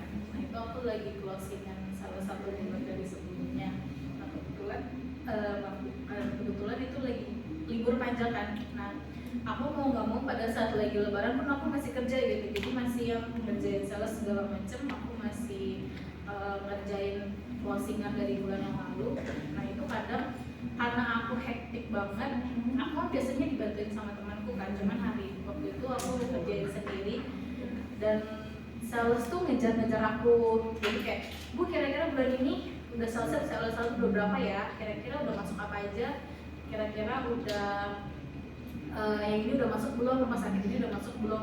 Dan itu dari ratusan orang yang masuk tuh, jadi kayak aku tuh terbebani banget pada saat itu. Sedangkan aku dikejar ke atasan aku, misalnya ke direktur aku udah harus nih kira-kira berapa nih hasilnya bulan ini, angkanya berapa gitu. Nah aku akhirnya cuma bilang, ya Bu sebentar ya Bu, aku lebih mengutamakan pekerjaanku dulu, aku selesaikan dulu pekerjaanku baru nanti ke marketingnya itu. Cuman kadang marketing itu maksudnya nggak mengerti keadaan aku kan. Aku pernah sakit hati ya gimana waktu itu pernah diginiin, Bu emang harus bayar berapa ya saya buat dapetin salesnya gitu, buat dapetin berapa sih sales dong harus bayar berapa. Iya itu pas lagi closingan, pas lagi lebaran itu aku digituin. Itu aku sakit hati banget karena sabar aku tuh juga lagi kerja gitu loh, maksudnya aku juga lagi ngerjain. Pada waktu itu kamu balas Aku cuma bilang, Bu sebentar ya, sabar. Saya juga lagi sedang ngerjain. Saya bukannya nggak mau ngasih, tapi saya juga harus selesaikan dulu pekerjaan saya. Kalau sudah selesai udah tahu nilai hasilnya, baru saya share. Gak mungkin di tengah-tengah pekerjaan saya kalau saya belum selesai saya udah share karena takutnya Ibu ada komplain ke saya, ada yang kurang. Jadi ulang lagi. Jadi kan saya nggak mau ngerjain 2 kalinya kan Bu. Jadi saya maunya selesaikan dulu punya saya, baru nanti bisa saya share kayak gitu. Tapi ya akhirnya saya jelasin dia ngerti, dia bilang bilang cuma oke doang. Oke doang. Iya, cuma Lagi lebaran. cuma masih kesel. sendiri, ya. Iya, Oke, oke. pengennya gitu. Jadi kayak dan atasan untungnya direktur saya juga paham gitu kan karena posisi memang lagi liburan gitu. Oke, baik. Thank you ya Nida. Tepuk tangan dong untuk Nida. Nanti kita analisa jawaban Nida sedikit untuk melihat polanya kayak gimana. Iya. Saya mau nanya Nida ini. Atau nanya dulu yang lain. Teman-teman, apa bedanya wawancara yang teman-teman mungkin sering lihat atau wawancara tradisional dengan yang saya lakukan? Kira-kira ada bedanya nggak? Atau apa hal yang teman-teman lihat dari cara saya ngobrol dengan Nida? Jadi nggak perlu mikir supaya yang di pikiran kamu apa. Dalam pengalaman kami mengambil hari ini, jadi kita tahu kandidat itu orangnya gimana ke depannya gitu. Oke. Ya, kalau yang aku lihat tadi tuh, ibu kan minta Kak Ida bercerita ya. Nanti ibu membuat pertanyaan dari ceritanya Kak Ida. Jadi kayak semakin kita bisa analisisnya semakin banyak. Semakin jelas ya, semakin tergambar. Lebih ke arah nyari ini sih Bu, nyari cara kandidat nanggupin masalah yang dari sana. Oke, saya berusaha kelihatan ya, saya berusaha untuk memahami sebentar. Ini perusahaannya berapa orang? Gitu. Apa yang perlu saya tanya untuk memahami Nida dengan konstruksinya Nida, tapi kan saya harus membangun konstruksi sendiri ya. Gimana sih? Terutama saya tadi cerita terakhir, lebaran yang nanya ratusan sales. Ya, kalau dari saya ibu ini banget fleksibel banget ya, kayak pendengarnya kan kayak ngobrol doang. Jadi kadang-kadang juga kelihatannya lanjut aja Ngobrol aja gitu ya. Kan juga lagi kulit-kulit kan, udah kerasa itu. Sama sih Bu, lebih santai, terus nggak bikin ke pressure juga, terus menggali dari cerita, lewat cerita lagi. Nida, apa yang Nida rasakan waktu ditanya oleh saya? Tadi awal-awal juga, pas lagi dalam proses wawancara ini. Jadi kayak kan awalnya deg-degan banget, tapi ya setelah ditanya-tanya sama saya kayak jadinya enjoy aja sih, jadi ceritanya kayak lebih nyaman aja gitu. Apa yang menurut Nida ini mungkin berbeda dengan wawancara sebelumnya? Kalau yang wawancara sebelumnya tuh kaku. Nah, Kan waktu pertama kali aku masuk nih kerja kemarin aku langsung diinterview sama manajernya itu lebih ke kaku. Jadi kayak aku jawab pertanyaan juga secukupnya gitu, tidak menceritakan sebelumnya aku kayak gimana segala macam. Dia cuma nanya kamu bisa ini nggak, bisa itu nggak, udah gitu aja. Jadi lebih ke kayaknya ini kok kaku banget gitu. Kalau ini lebih enjoy sih. Jadi akunya juga nggak merasa terbebani untuk cerita. nggak merasa terbebani untuk bercerita, dan bisa jadi yang udah disiapkan di rumah tapi hanya cerita aja. Jadi pengen cerita aja ya. Jadi pengen cerita aja. Terima kasih. Pertama duduk lagi. Baik ya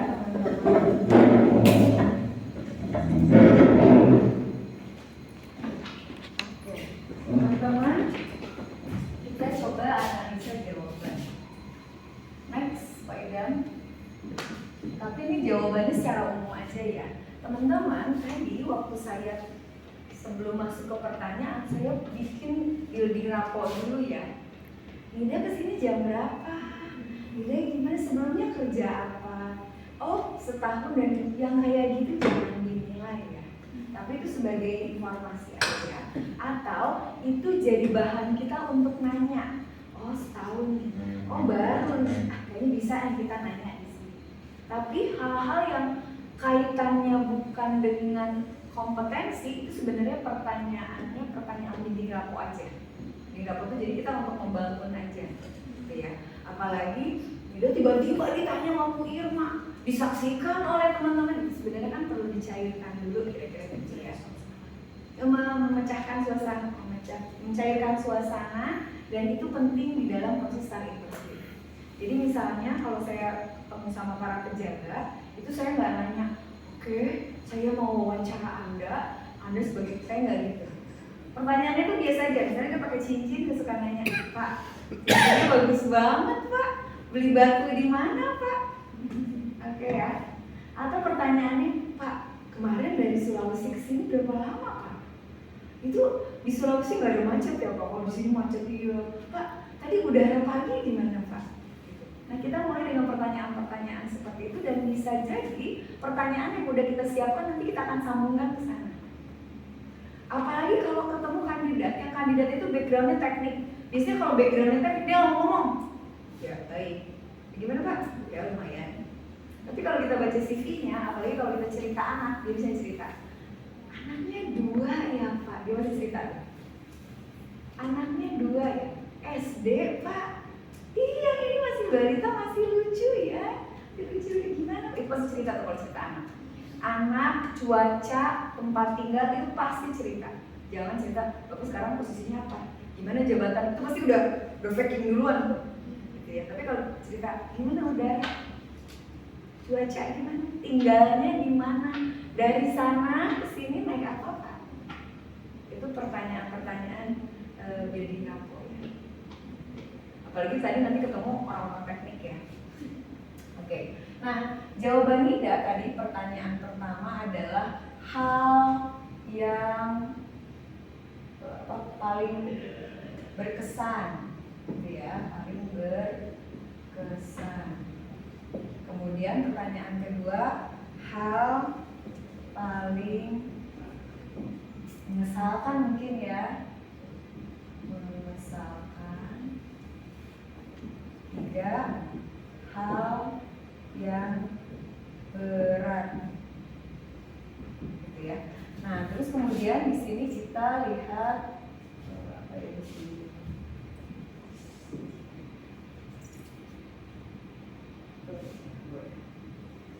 Nah, kita lihat ya startnya. Yang pertama adalah, ini ada pola ya, yang paling berkesan. Oh, yang pertama adalah waktu saya ini sales beda area, gitu ya, beda area, terus kemudian beda pengiriman. Yang dilakukan adalah 1, hubungi atasan, gitu ya. 2, ikuti prosedur. Oke ya. Oke, hasilnya adalah BT tapi nurut si temennya ya, si salesnya nurut aja gitu ya. Tapi ngulang lagi bisa jadi ya, gitu, ulang lagi si salesnya ya, si salesnya. Yang pertama, kejadian kedua adalah waktu lebaran, ya, waktu lebaran ditagih-tagih. Yang dilakukan adalah konform ke atasan, gitu ya. Terus selesaikan satu-satu. Selesaikan satu-satu sesuai prosedur. Terus 3, ini sebenarnya kejadian lebaran itu ada 2 kejadian ya.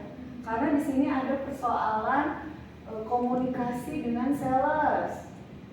Itu kan? Dengan sales yang ngejar-ngejar kan? Sales ngejar.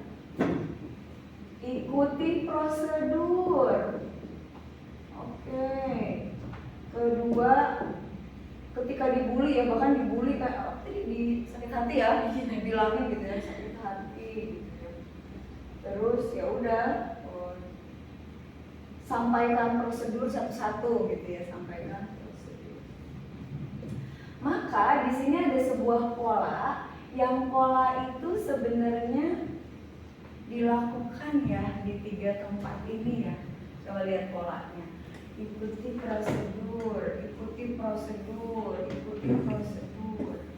Maka kita bisa prediksikan, Nida, kalau ada kelas offline lagi, sekalipun nggak wajib, nggak di dosennya nggak bilang pokoknya harus masuk jam 8 teng, tapi Nida akan mengikuti prosedur apa enggak? Ya, ikut prosedur. Ya, saya mau telat, jadi saya coba aja jam 8. Oke ya. Kalau ada masalah, kira-kira apa yang akan dilakukan Nida? Lihat prosedur, hubungin yang punya otoritas, dalam hal ini atasan. atasannya atau dosen. Jadi dia nggak akan hubungin lainnya kalau di perkuliahan, dia akan segera hubungi dosen. Kalau dalam hubungan rumah tangganya bisa kita prediksi juga ya gitu ya. Kalau Nida berantem sama suaminya, kira-kira yang jadi landasan keputusannya apa? Prosedur pernikahan menurut standar Nida ya, gitu ya. Panjang lah ya kalau kita jelaskan. Tapi kalau dari sini bahkan kita bisa prediksi pola perilakunya atau kecenderungan perilakunya Nida. Ini kita wawancaranya nggak lengkap ya, dan banyak variabel yang dilakukan. Tapi kira-kira cara membaca pola itu seperti ini. Kumpulin perilakunya dalam beberapa kejadian, tangkap apa ya polanya. Oh, Nida tipikal yang prosedur. Kalau dia jadi pemimpin yang kayak gimana ya? Sesuai prosedur. Sesuai prosedur. Tapi once ketika dia bekerja di industri kreatif, ada saran pengembangan. Gimana di industri kreatif? Sesuai prosedur, tapi kalau bisa memikirkan hal yang nggak ada di prosedur. Kira-kira gitu ya kalau di dunia kreatif ya. Pikirkan hal yang nggak ada pokoknya. Gimana? Pokoknya pikirin hal yang nggak ada. Gitu. Kalau di kreatif gitu ya. Harus baru terus. Sesuatu yang itu aturannya nggak ada, idenya nggak ada, pokoknya dapatkan. Kira-kira gitu ya. Tapi ini disebut dengan kompetensi bukan potensi. Bisa nggak diubah atau ditingkatkan kemampuan kreativitasnya? Bisa. Cara paling gampang adalah bikin Nida jadi kreatif yang aturannya jelas atau prosedurnya jelas. Kasih misalnya framework design thinking. Jadi itu kan frameworknya jelas ya. Ikutin karena itu hal yang bisa bikin Nida kreatif dan inovatif sesuai dengan framework yang jelas. Misalnya kira-kira gitu. Oke, gampang apa gampang banget? Luar biasa. Tepuk tangan untuk kita semua. Oke, next, Faidam. Oke, next. Oke, next. Oke, ini ya prinsipnya, kita ulang lagi ya. Perilaku, jadi teman-teman di start itu kita tuh lagi ngebaca pola di masa lalu ya. Karena yang di masa lalu polanya mungkin besar 2-3 tahun ke depan itu polanya akan berubah. Pola ya, bukan sekedar melihat perilakunya ya. Oke, sip. Oke, next. Oke, ini kita udah tahu ya pembukaan, isi wawancara, penutup. Kita udah tahu lah ya, mata kuliahnya udah lewat. Ya, oke, next. Oke, ini gampang banget ya. Ngobrolnya tuh situation, kita kasih namanya situation. Ceritakan gak gitu ya? Kayak kita lagi ngobrol aja. Cuma kita ingat kita belum dapat action kan. Resultnya apa ya? Bisa kita nanya pertanyaan berikutnya, tapi kita kejar lagi pertanyaan sebelumnya. Kayak kita lagi ngobrol kan nggak gini ya, aku mau curhat, sebentar, curhatnya ada sistematisasi kan nggak gitu ya. Oke, kalau curhat kan ya udah ngobrol aja gitu ya. Cuman kita ingat-ingat sambil dicatat gitu ya. Tadi belum dapet nih resultnya nih, belum dapet nih actionnya nih. Bentar, situasinya emang kayak gimana sih? Oh, Bu, sama gebetan bisa nggak? Bisa. Tapi kalau bisa izin dulu ya. Yang dalam obrolan ini boleh nggak aku catat gitu ya? Kenapa? Karena aku mau melakukan obrolan yang mendalam gitu ya. Boleh ya? Oke, next. Nggak boleh ya, tetap harus nanya ya sama pacarnya ya. Oke ya. Jadi start itu teman-teman ada yang lengkap, ada yang parsial. Parsial kayak tadi ya. Nanyanya cuma situation sama action, nggak tahu hasilnya. Atau start palsu. Kalau tadi start palsu menurut teori. Menurut teori. Ini namanya start palsu. Apalagi start palsu itu bilangnya kalau kayak gini. Si kandidatnya mau gini, saya akan, pasti palsu. Palsu itu bukan maksudnya si kandidat faking, bukan. Tapi kalau dia bilang saya akan, itu sebenarnya nggak tepat. Karena belum dilakukan ya Pak ya. Makanya kalau anak psikologi harusnya tidak boleh terperdaya oleh calon kepala daerah atau calon legislatif ya. Saya akan, nggak bisa dinilai ya Pak ya. Tidak memprediksikan apapun ya Pak ya. Kalau kalian pindah kerja, ketemu interviewer tidak terlatih, ngomong aja akan. Ada juga kenapa yang salah dia kan nanyanya ya. Coba ceritakan apa yang akan Anda lakukan kalau Anda dapat beban kerja. Ceritain aja kan, kita nggak bohong ya Pak ya. Iya nggak? Kenapa? Akan. Saya akan mengabdi pada perusahaan ini. Perusahaan ini adalah perusahaan yang bukan sesuai dengan hati saya. Saya tuh nyari pekerjaan yang kayak gini loh. Bohong apa enggak? Enggak. Saya akan.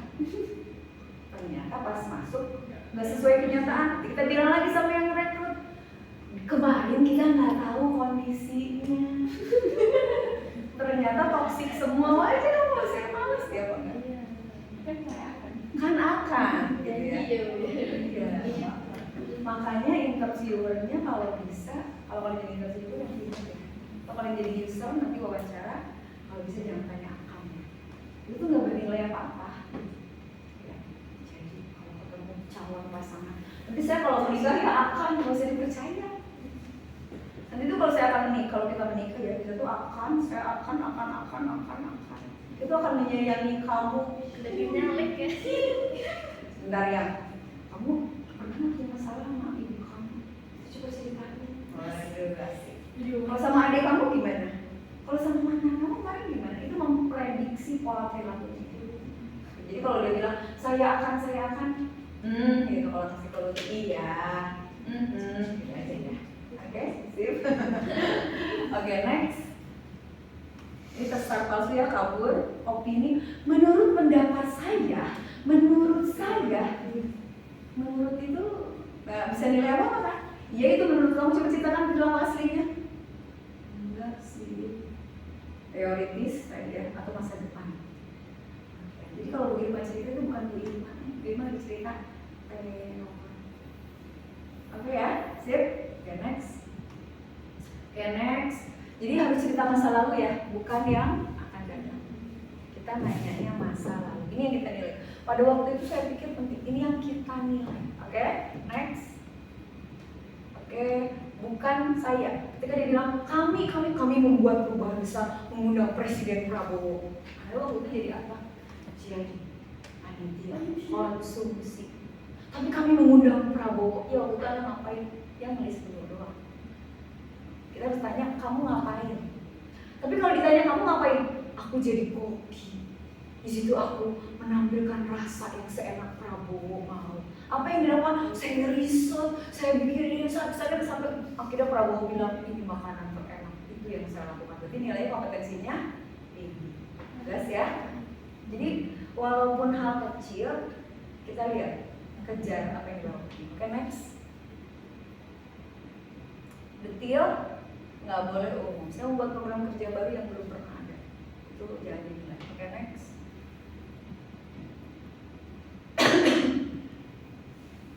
Spesifik ya. Kami berdua ya sampai spesifik. Waktu itu berapa orang? Waktu itu tadi sebelum lebaran ya. Berapa orang sih karyawannya? Terus waktu itu gimana? Itu bulan apa? Spesifik ya. Oke. Bu kalau fake, kalau bohong gimana? Kalau kita lihat dia kayaknya ada bohong, suruh berdiri, coba peragakan deh. Waktu itu ngomongnya gimana? Coba kamu ngomong berdiri, terus waktu itu masih ingat nggak ada siapa aja di situ? Itu susah untuk bohong. Waktu itu masih ingat nggak bulan apa? Siang, sore, pagi? Boleh diceritain. Coba kalau saya jadi lawan bicara, kamu waktu itu ngomong apa? Oke ya, itu yang bisa membuat si kandidat menjadi nggak faking. Jadi sampai berdiri, waktu itu saya di pelatihan itu nih. Coba, Bima berdiri. Pas saya ditanya tentang integritas ya, saya bilang, kalau ngajar suka ngantuk. Coba ngantuknya gimana? Kalau saya ngantuk, terus gimana? Terus saya ngomongnya ngaco, terus ngacanya gimana? Waktu itu gerakannya kayak gimana? Oh ya, Bima benar. Ngajar, ngantuk, tapi habis itu minta maaf. Bima berapa kali? Sering. Wah, berdiri kecenderungan nih. Kalau ngajar suka ngantuk ya. Oke, next. Next, dari kandidat nggak boleh dari interview. Bener kan? Tertekan banget kan? Berat kan pas lagi lebaran? Gak enak banget kan dikejar itu nggak boleh ya? Coba ceritain. Terus gimana? Terus gimana? Terus apa lagi? Harus dari kandidat ya. Oke, next. Oke, tipsnya adalah kita harus latar belakangnya, kualifikasinya, mulai dengan pertanyaan umum baru masuk ke sekarang. Oke ya, next. Oke, next. Terakhir saya mau sharing terkait dengan Bu Irma. Bu Irma kan tadi bikin analisanya gimana ya? Oke, next, ini singkat aja teman-teman. Next. Nah ini teman-teman, jadi ngobrolnya friendly. Oke, next. Oke, next. Caranya adalah, ini prinsipnya ya, yang dilakukan seorang masa lalu, tradisi perilakunya. Oke, next. Nah, jadi teman-teman, sederhananya kalau lagi wawancara, misalnya teman-teman, aku pengen wawancara timku itu sebenarnya nilai kompetensinya berapa sih? Misalnya gitu ya, aku tuh pengen nanya sih sales marketing itu sebenarnya tuh kompetensi achievement orientationnya berapa, detail orientationnya berapa sih gitu ya. Kamu jangan nanya bentar ya, aku mau wawancara, nggak usah. Tapi kan ini buat informasi kita sendiri gitu ya. Kita ngobrol aja, ngobrolnya di kafe yuk. Ngobrolnya di kafe. Kemarin gimana waktu ngegolin itu, nge-closing sales di rumah sakit itu gimana ceritanya? Kamu bisa dapet itu gimana? Terus ada kendala nggak? Kendalanya gimana? Kita ngobrol ya, sampai ngobrol terus kita catetin gitu. Jadi tadi cerita tadi, abis itu tadi kita sambil dikit-dikit, kalau nggak nyata kita ingat-ingat aja. Setelah itu kita catetin. Catetinnya kayak tadi saya itu ya, situation, action, result. Diklasifain dulu, dipisahin dulu. Situation, action, result. Situation, action, result. Jadi abis kita ngobrol nih, misalnya sama sales, abis kita ngobrol di kafe kan suka ngobrol ya. Misalnya pulang kerja, kita pulang bareng nih naik Jakarta. Itu boleh kita ngobrol. Tadi gimana nih mas? Bisa closing? Kalau closing terbesar, selama kamu kerja di sini gimana? Supaya kita ngakak. Ini sebenarnya kemampuan negosiasinya gimana? Kemampuan kerjasamanya gimana? Oke ya, nah, oke. Ini situation exhibition.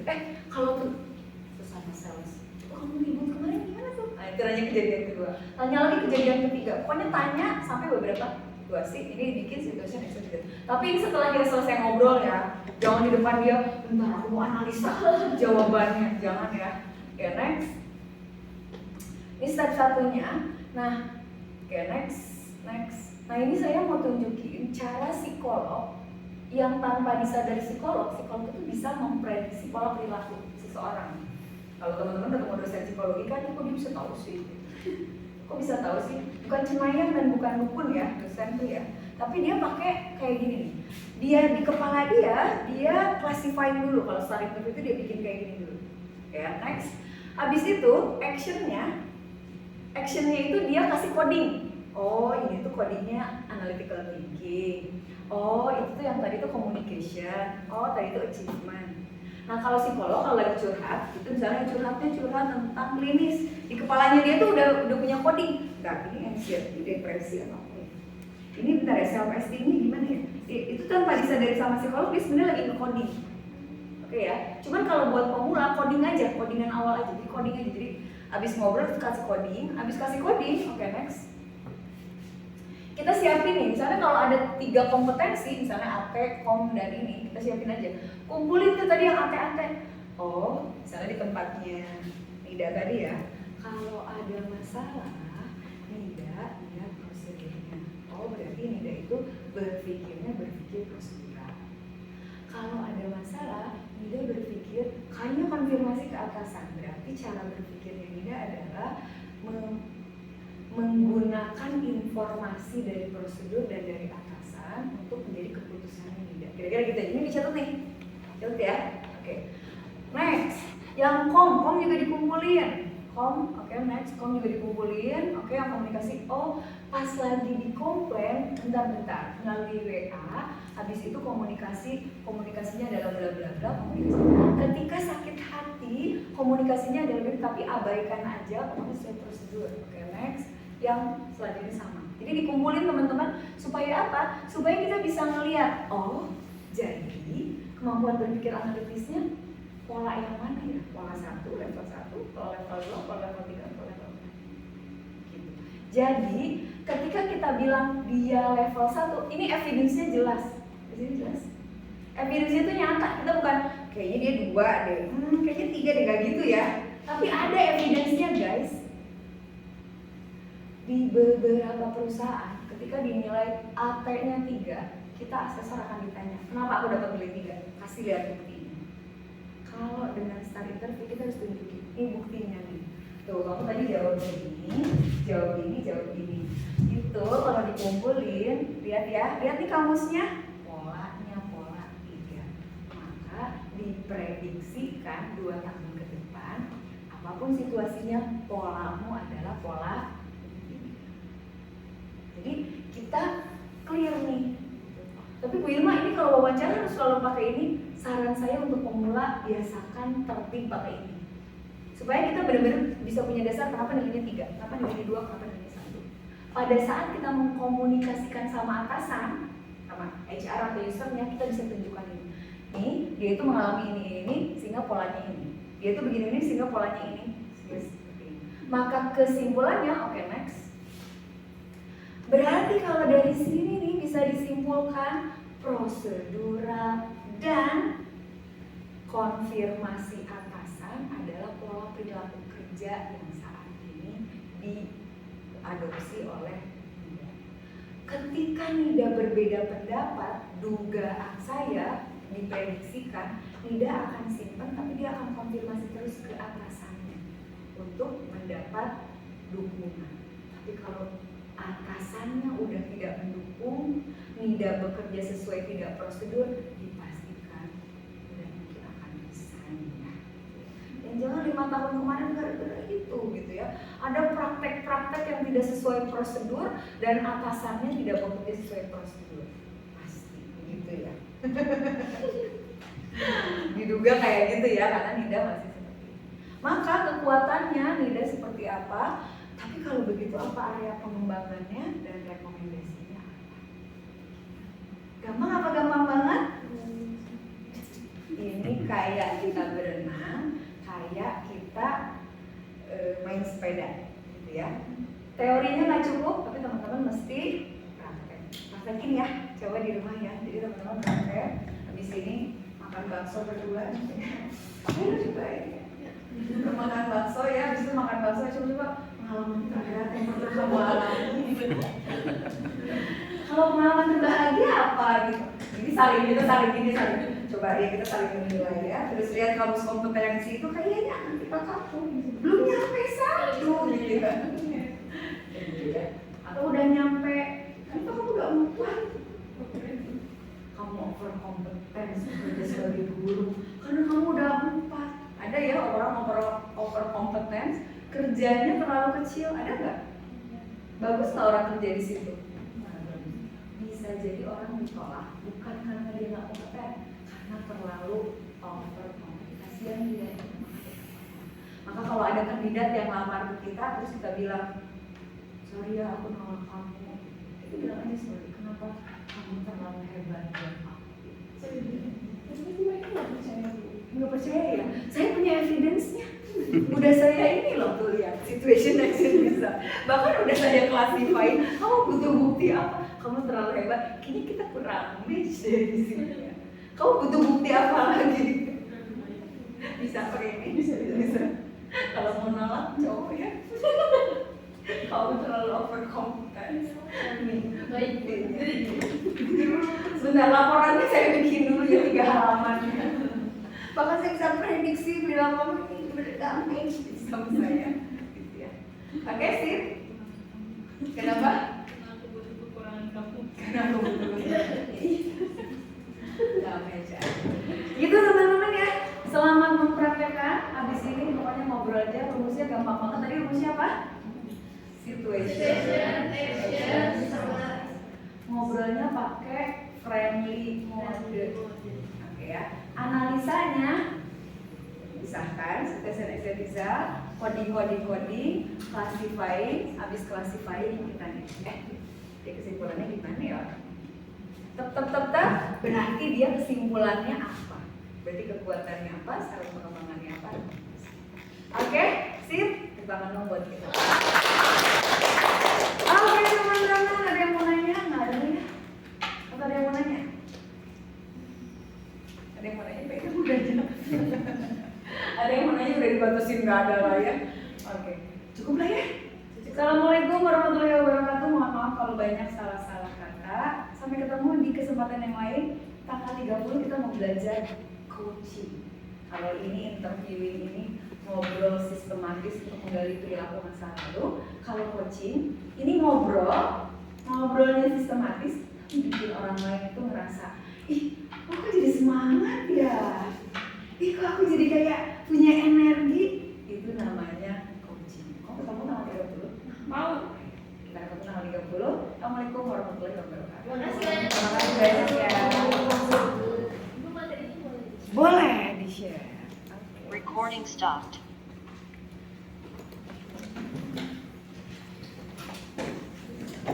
Oke.